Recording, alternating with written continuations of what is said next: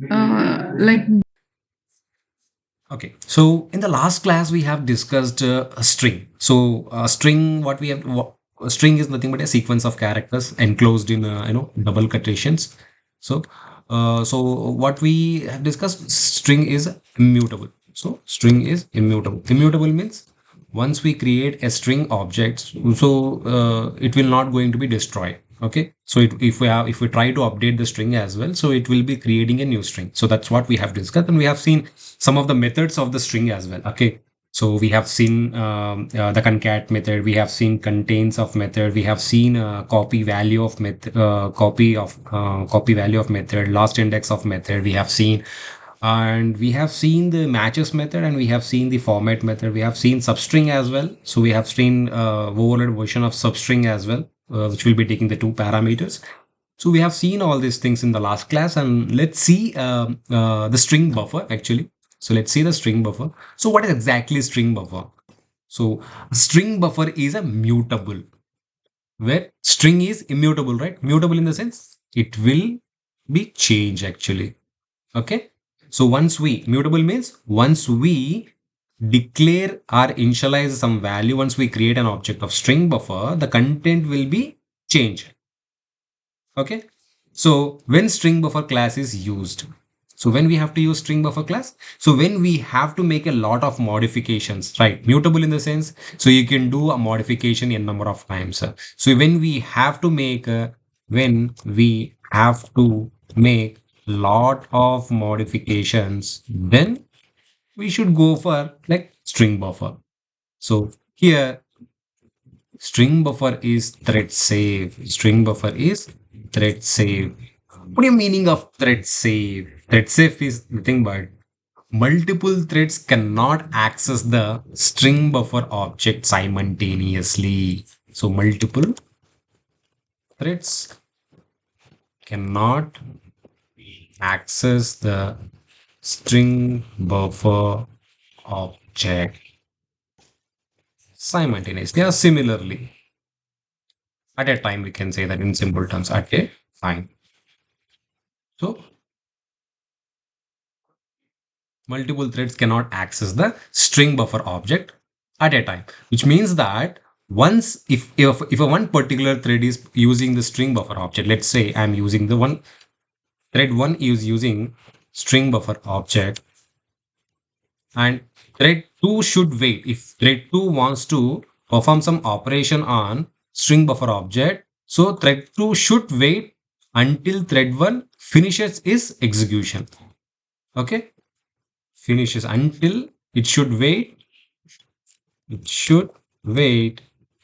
until P1 completes its execution. Okay, so that is called thread safe. So multiple threads cannot access the string buffer object, simultaneously. Okay, so why means, so when thread 1 is performing the operation, it will lock the string buffer object, and the string buffer object cannot be shareable, cannot be used by the other threads. Okay, fine. So because of this, we may get the performance issues. Performance issues. Performance issues. How? See, until this thread completes its execution, this T2 thread should wait, right? Somehow it is killing the time, right? So that's why the performance issues will be coming. Okay. So mostly we will be using this in multi-threading based applications. Okay.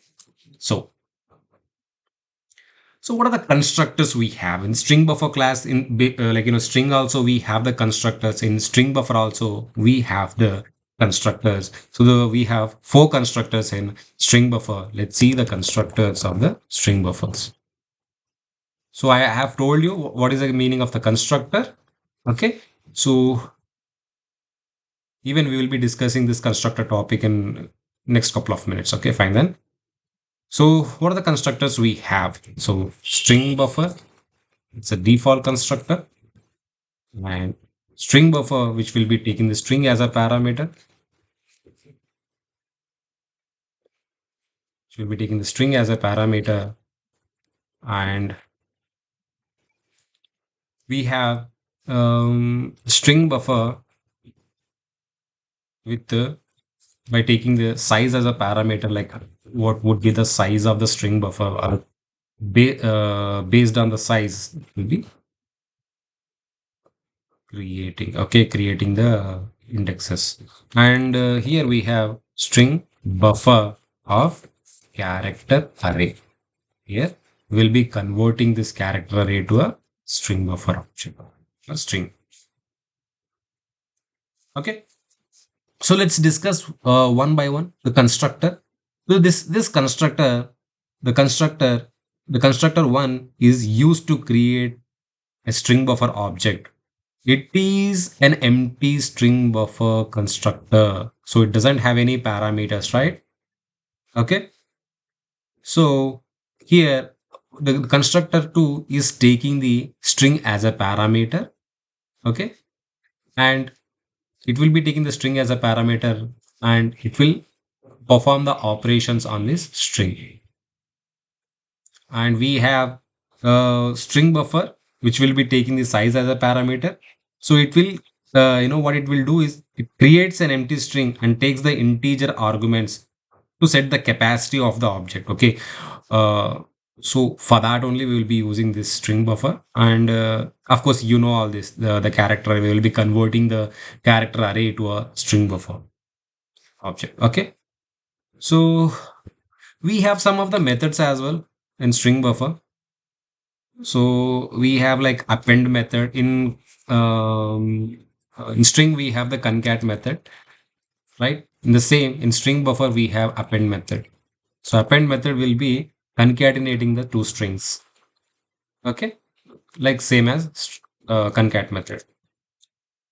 And yeah, and if you want to insert any value, in between, for example, let's say we have um, 10 indexes string. Okay, or let's say we have a, okay, strings will be converted into indexes, right? If I want to insert the value at the fifth index, so for that also we have a method. So I'll say we have a method called insert. So we'll be giving the index number. Okay, and we'll be providing the variable name, or we'll be providing the value. Instead of variable name, I'll directly give the value. Okay, so this is one of the method. Okay, and we have a method to reverse a string as well. So this is kind of like interview question. People will ask you to reverse a string using reverse a string. So using this, you will be able to reverse a string. And yeah, if you want to find out the size of the string buffer, we have one more method, that is a capacity. The capacity is the one which will be finding the size of the string buffer. So these are the four methods we have.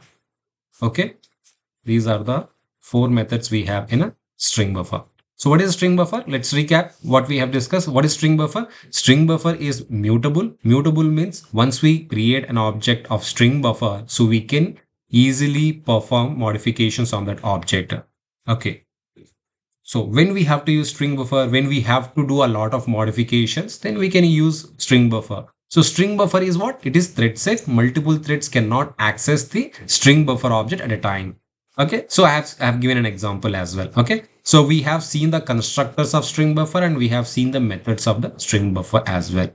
Okay, fine. Okay, okay, let's discuss an example on the string buffer. Let me open my IntelliJ. Okay, so I'll be creating a separate package for this. I'll say is buffer, string buffer. I'll write some, I'll create as a class. I'll say string buffer find application. So here we'll see a simple examples of string buffer. Okay, main.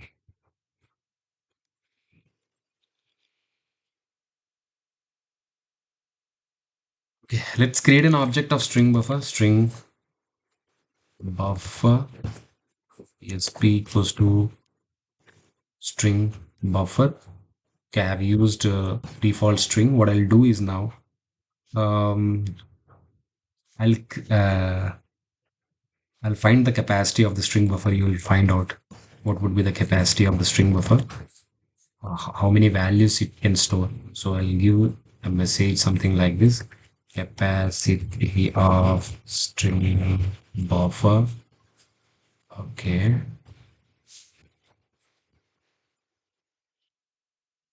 fine. Let's print this one. What would be the capacity? Right click, run as string buffer application. Okay.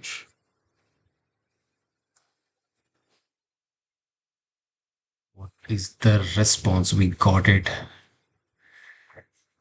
Yeah, 16 is the capacity of the string buffer.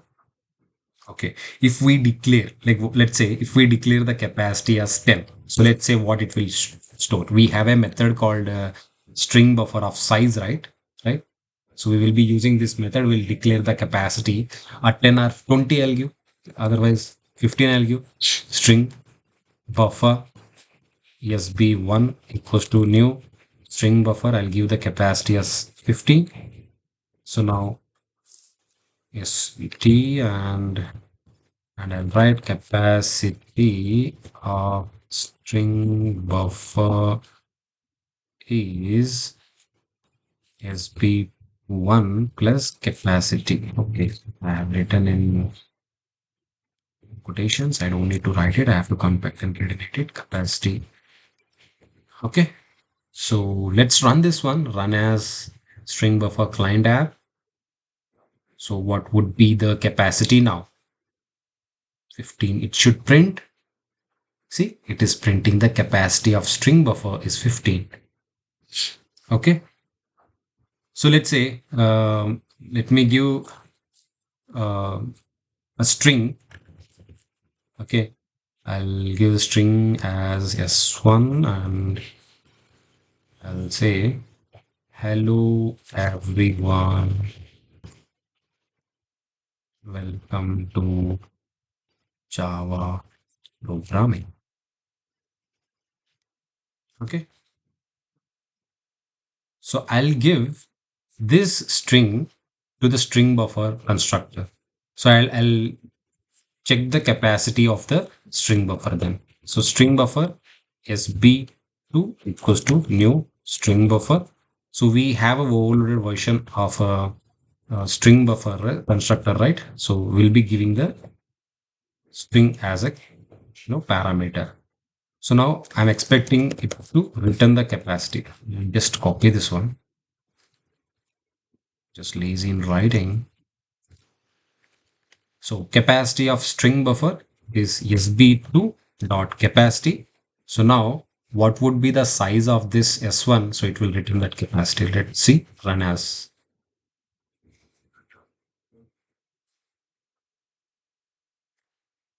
So capacity, it becomes 58. Okay.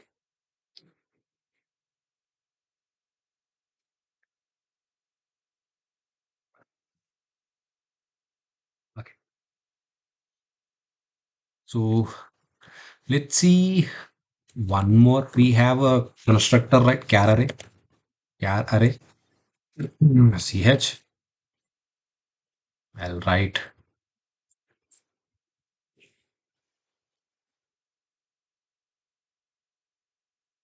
hell.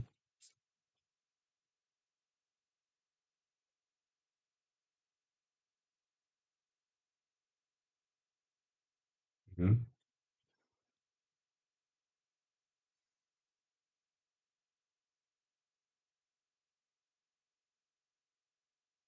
Cell.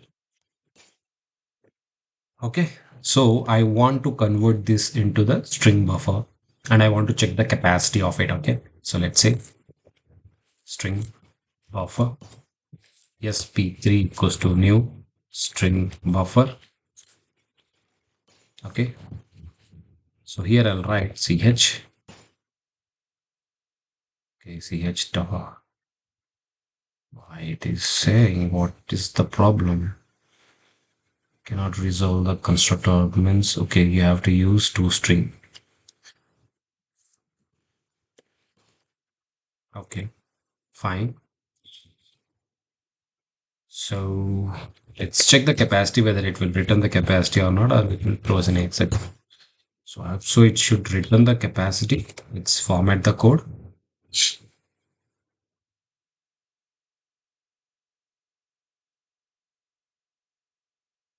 Hell in cell 27 is the capacity. Okay. Mm, okay, that's all. We'll see some of the methods of the string buffer as well. Okay.